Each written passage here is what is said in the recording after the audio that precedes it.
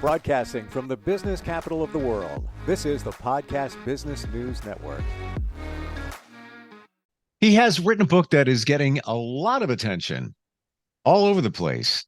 And we're not going to get too deeply political here.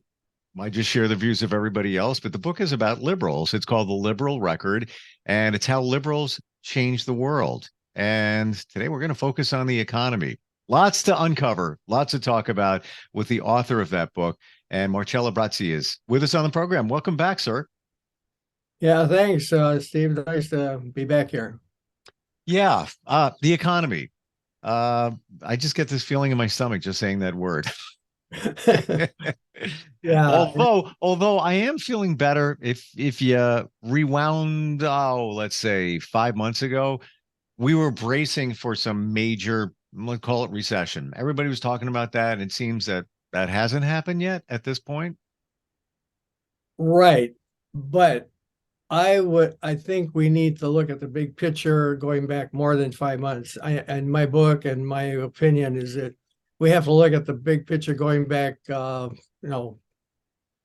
years or more, and look at the patterns and the laws that have been passed, et cetera, et cetera. So, yeah, I believe in painting the big picture and the trends, and so to get a better idea of what's happening with the economy.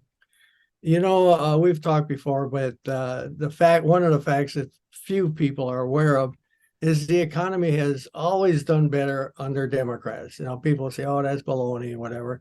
Well, no, it's not baloney. You can look at all the statistics. The GDP, jobs, profits, growth, all that. It's always done better under Republicans. And one of my sources, and we may have had some issues with that, one of my main sources is the Bureau of Labor Statistics. Well, I'd like just to make a comment about that. The Bureau of Labor Statistics is critical to the entire economy. Every business, every corporation, every employer, they look at the BLS all the time. The transportation industry, entertainment industry, manufacturing, insurance, banks, they all depend on the BLS for information on what's happening. So when people say, "Well, the BLS is just a bunch of politics and they just make up numbers and all that," well, that's not the way it works. But again, it kind of bothers me that the Democrats, they don't make a point of any of this stuff. They just kind of let it flap. When I mentioned that the economy is doing very good, the first thing they come up with is, "Well, the inflation is going terrible and they're not doing anything about the inflation." Well, they don't. The Democrats should be telling the world that the inflation is a problem all over the world. It's not just in America. It's not just the United States. The entire world has been going through a tremendous inflation. And you can't, if someone's going to blame the United States for inflation around the world, that's not the way it works. I'd like to talk a little bit about the recessions over the history. There have been many, someone said there was, out of the last 11 recessions, 10 of the recessions were under Republicans. I haven't checked that, but I believe that is true. Let me just do a little bit of history if I can. There was the Great Depression back in 1929 and 30s. Without getting into all the gory details, near the end of that, they passed the Glass-Steagall Act, which put a limit on speculation by the stock market and other people which was one of the causes, maybe not the only cause, but it was one of the main contributors to the recession. Okay, so we didn't have any more recessions. That was the end of that until maybe about 10 years ago or so. The Republicans were able to repeal that. So that went down the drain. And guess what happened? There was in tremendous speculations in 2007, 2008. Just unbelievable. And again, easily predicted, the economy crashed, and it went down the tubes right after that. Soon, not immediately after they repealed the Glass-Steagall Act, but soon after that. So again, we had to go back and pass a law that was similar to Glass-Steagall. It's called the Dodd-Frank bill. And again, it puts limitations on speculations. For one thing, banks are not allowed to use private investors' money in speculation. You know, their investments, their bond business and all that, they have to use their own money, not the investors' money. So that's just one thing that was involved in that. But then after let's see, Trump repealed part of the Dodd-Frank, not all of it, but part of it. And in the last year or so, we saw the failure of the Silicon Valley Bank and a couple other First National Bank.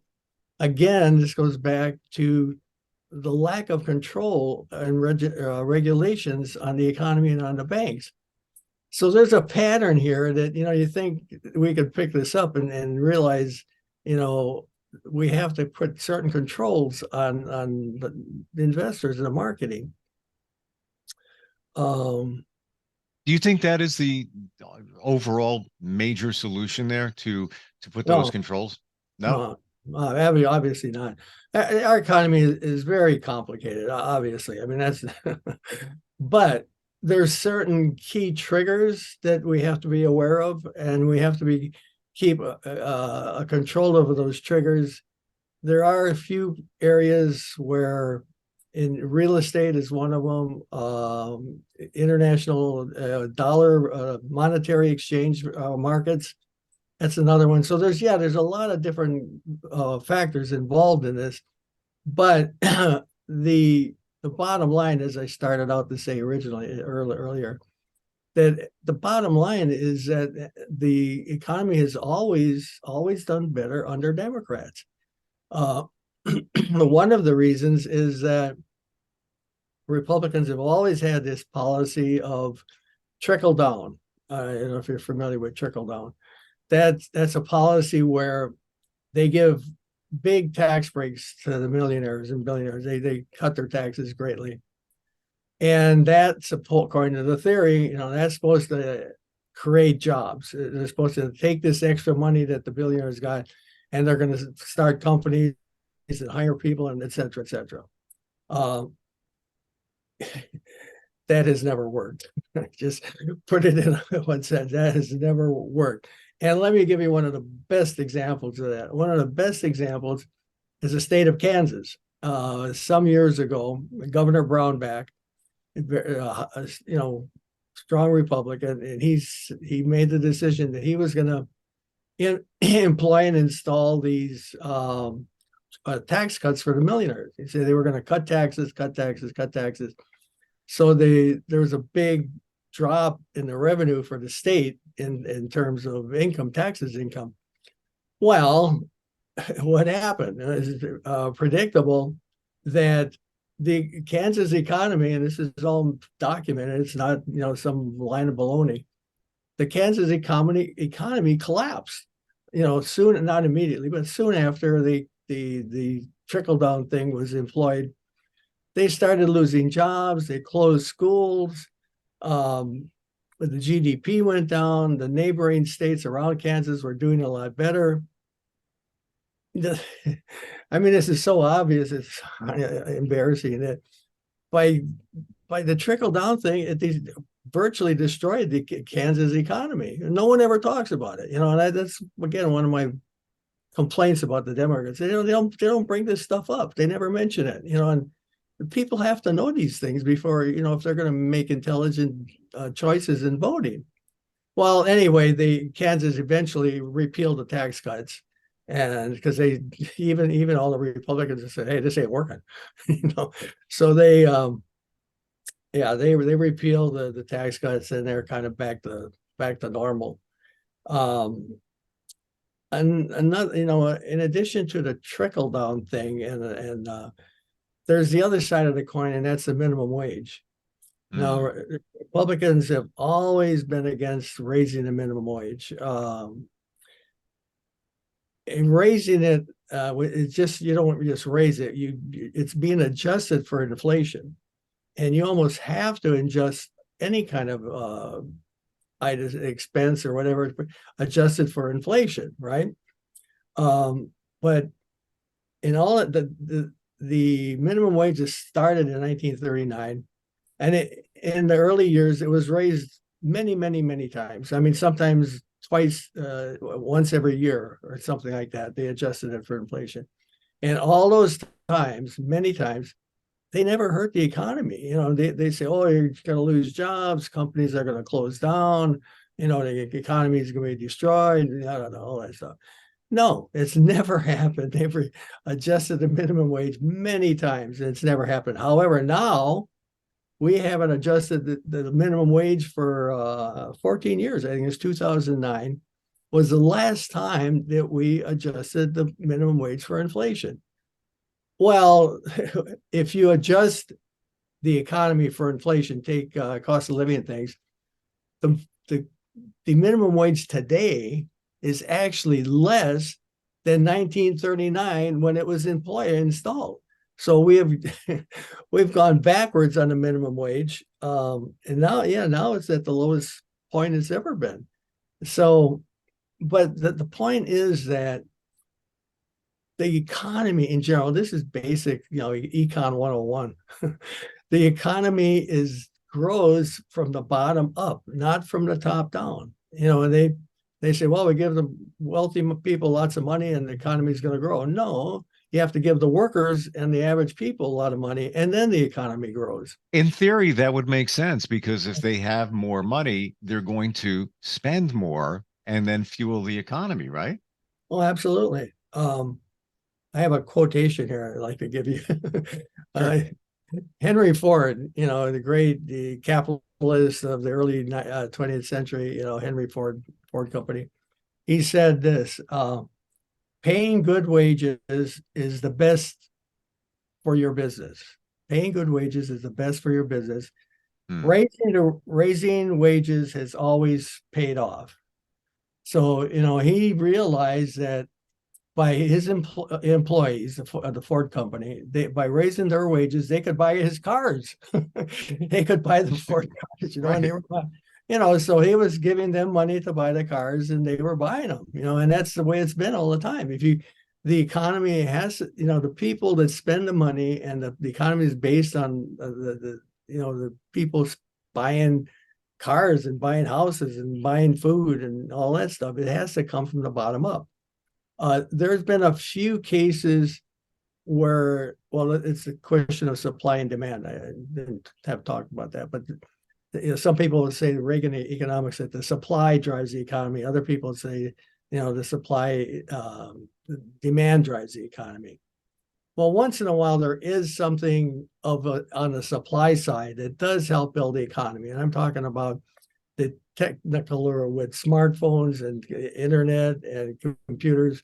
Those were cases where the supply did kind of get a big boost for the economy.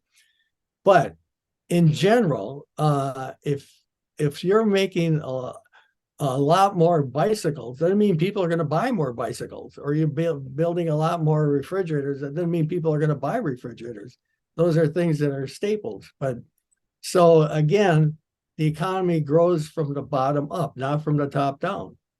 And that, I think that all these things that we're talking about here, these are all policies that are more on the Democrats' side than they are on the Republican side of the business. So that's one, a couple of reasons why. Another thing is that back in the 1950s, we had the highest percentage of union workers we've ever had.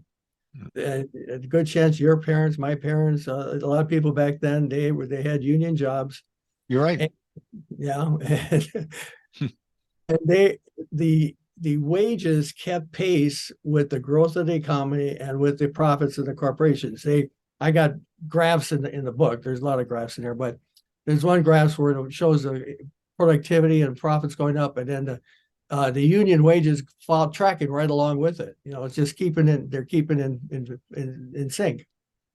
However, in 1973, I don't know why. There's probably a lot of reasons, but for some reason around 1973, the union memberships started to tail off. There may be a lot of reasons for that. I don't know. But then, and Republicans always been against the unions. They consider unions to be all communist enemies of the country, whatever. So around 1973, the union membership started to tail off. And I wish I could show you this graph I got, but the profits keep going up like this, and the wages go like this. They sort of, you got this big gap now between, people talk about the income gap, right? And the income gap really took off when the unions started to decline. I remember back in the 1950s when the unions were going strong. My dad worked. We had a house. He had a house. He could pay for luxuries. I mean, necessities like a car and paying for my tuition and all that stuff. And that's when they talk about make America great again. I think that's what they got in mind, is going back to the 50s when, an average household, you had a housewife and you see these TV shows, Leave It to Beaver and all those other shows where you had the husband was making the money and everybody was happy. And then, like I said, around 1973, that kind of it stopped happening. So that's part of the problem with the economy. Let me just mention one other thing that I mentioned in a book about unions. Unions were a novel idea for many years, going all the way back to like the 1800s, 1900s. There were no unions initially, of course, they weren't. And then the unions started to realize that the big companies were making millions of dollars and they weren't getting anything. So they started going on strikes.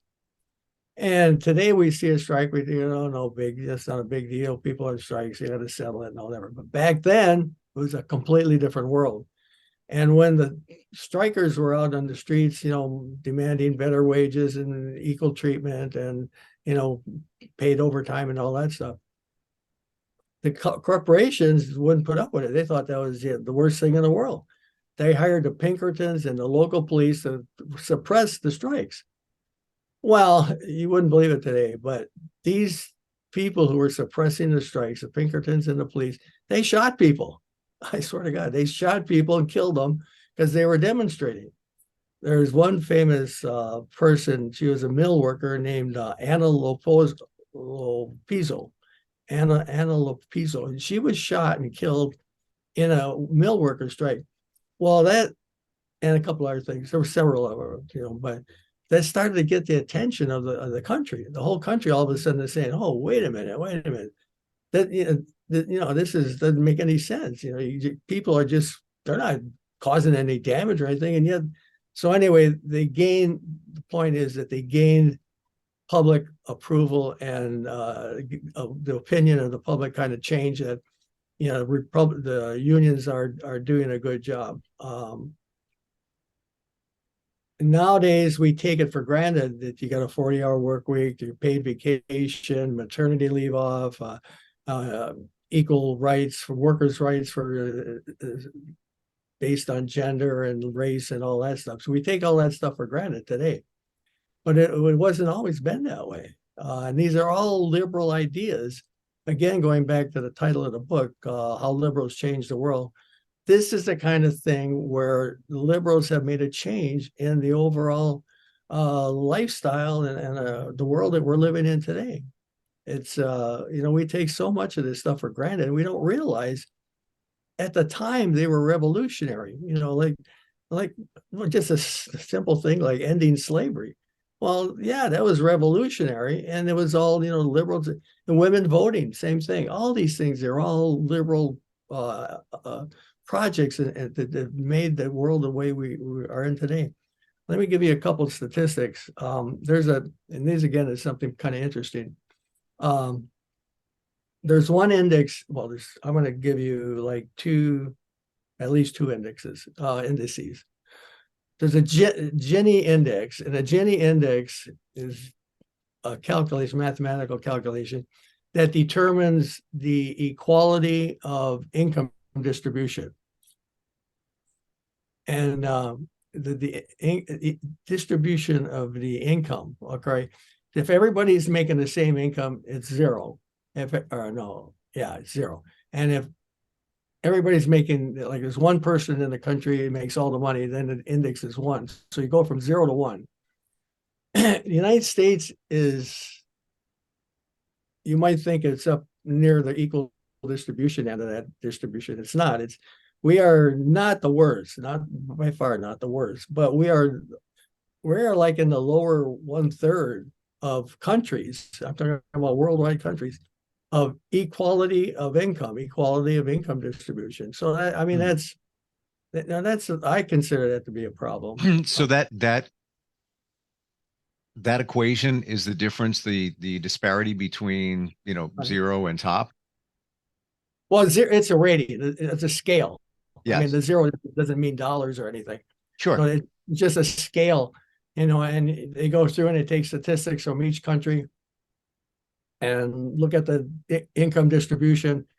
And if you get a rating, and then that rating is going to be between 0 and 1. And if you have very, very poor distribution, like some banana republic, one person's got all the money, that would give you a rating of 1. And if everybody in the country, all the workers, all the business people, everybody is getting the exact same income, then you get a 0. Well, of course, neither one of those is right. Sure. Like that. But the point is that the United States of America, we're on near the end, not right at the end, but near the end of unequal distribution, and this goes back to my earlier point about the unions. When the unions were powerful, we were staying pretty much in step with the economy. Then when the unions start to fall off, all of a sudden the income, I hope we're not getting too technical here. No, I'm seeing it. The way you're explaining it, I'm getting it. Yeah, I hope. I know it's tendency. When I taught at the universities, I always went way out of my way to try to simplify things so people get the idea. Yep. So I don't want to make it too complicated. But yeah, so the United States is more towards the side of unequal distribution, where I think we should be more towards the middle or up on the other end. Another index is it's called, I don't know if that has a name, but anyways, basically it's a happiness index. It's an index of, they do these surveys, I think, every 2 years, and they go to all the big countries in the world, little ones too, I guess, and they come up with satisfaction of life, security, happiness, welfare, hopefulness, progress, all that stuff. I've heard this one, and it came out recently. And Yeah. if I'm going to go by memory, tell me if I'm even close here. I think the United States is like in the 20 something. Right. It's right. that down that low, right? No, we're not that. Well, 20 is the number close to the number I have, which is 17. Okay. Yeah. It means we're not really happy. Yeah, bottom line. And we're at 17. There's like 16 countries in the world that are the citizens are much more happy and satisfied and Sure. enjoying life more than the United States. And just for a point of reference, almost all of those 16 countries are what we refer to as a socialist type country. Not socialist, but socialist capitalism. I mean, there's nowadays we don't have pure socialism, we don't have pure capitalism, we don't have pure communism or any of that stuff. But there's countries, Scandinavian countries, mostly Norway, Sweden, Denmark, all those countries. They have they're all capitalists, underlying capitalists, but they also have a lot of social programs that people keeps them secure. They feel they're not worried, they're not stressful, they can get a job, all that stuff. They feel like the government is truly supporting them. Yeah, right. And right down, you talk to somebody in the UK, it's standard to take 4 weeks vacation. Everybody gets that. They look at us and say, and I've met people. I remember being in an amusement park with my kids I don't know, 5 years ago, speaking to a police officer from the UK, just waiting for our kids to come off a ride. And he's like, well, I'm on holiday. I've got another, 3 weeks left. I'm like, really? They think we're crazy because we only take typically two, depends on, your tenure and things like that. But 4 is the minimum in other countries, many. Yeah, and a couple other items. One, we rank pretty low on satisfaction with healthcare. Well, We're told, oh, the United States has the best healthcare in the world. Well, not really. not A really. lot of people are going bankrupt trying to keep up paying for major bills. So, healthcare is another one. And of course, the other one that we all know about is guns. I mean, there's no country comes close to all the killings that I mean, not even close. We're like 10, 20 times more killings per capita than any other country in the world. So the point is that there is a lot of things that are going on in the country, whether it's equal distribution of income, guns, healthcare, and it's all, there's a lot of things to be considered. But here's my takeaway. Democrats don't do any of this stuff. They don't tell people about anything. They don't tell any people about the healthcare. They don't talk to people about the Gini index. They don't talk about the income distribution. They don't talk about the unions. They don't talk about the BLS numbers. All they don't, that's one of my points. It's really bugging me that the Democrats are just dropping the ball on informing all about people, but all the things you and I have been talking about. You feel that they intentionally sweep it under the rug? I don't think they sweep it under the rug. I think they are distracted by other issues, like guns. Okay, they talk about background checks, red flag laws, AK-50, all these different things, waiting periods, and these are all distractions. They get into the nitty gritty of talking about background checks or whatever. But they don't miss they miss the big point. And I heard a commentator on TV. I don't remember his name now, but he said the same thing that I've been saying. And I was so shocked that there's another person in the world that's saying what I've been saying. And that is very simply, that we are always going to have mass shootings. We're always going to have numbers of killings, gun killings, as long as we keep voting for Republicans. Republicans have fought against every gun control law, against every. I mean, it's just unbelievable. There's, we had a few years back, there was a bill in Congress about background checks. 80-90% of Americans, all parties, all kinds, they are all in favor of background, universal, complete, thorough background checks. 100%, 100% of the Republican Congress voted against it. Now, I mean, you got all the people want one thing and all the Republicans want something else, and it's we're going to always have it. 50 years, 100 years from now, we're still going to have gun killings every week, unless we stop voting for Republicans. That's the bottom line. Now, we're out of time. Okay. That went fast. we dug into a lot there. And I want to tell everybody, the book is called The Liberal Record, How Liberals Change the World. And you can find it at theliberalrecord.com. There's great reviews for your book, and they continue to grow. People are taking notice. Yeah, the reviews have been better than I expected. Yeah. Yeah. And, the one thing I always share with everybody every time we talk is the fact that years, at least 3, went into the research behind this book. So it's factually based. I'm not talking politics here. I'm talking about a book that brings to light a number of things based on facts. And I've actually used your phrase before. You can't win an argument with the facts. You said the other day. Let me just put a period on that. I am a registered independent. I vote independent. I've been a independent most of my life. I'm not stuck on one party or the other, but that's where I'm coming from. Yeah. Marcelo, great having you on here. I appreciate all the insight and your views, and look forward to talking next time. Oh, yeah. Nice talking to you, Steve. You too. Are you looking for even more of the podcasts and hosts that you love? The Podcast Business News Network is proud to announce that you now have even more ways to listen live. Check out the MyTuner Radio, online radio box, and Simple Radio apps on iOS and Android, or find us online. Search for Business News Network on mytuner-radio.com or search Podcast Business News Network on streama.com and onlineradiobox.com/US. Take your podcast on the go and don't miss a minute of the action.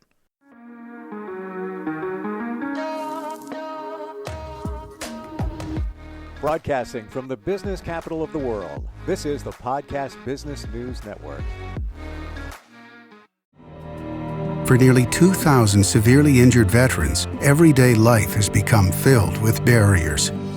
Day-to-day simple tasks can become pretty daunting. I have to carry my chair up 2 flights of steps or have somebody do it for me.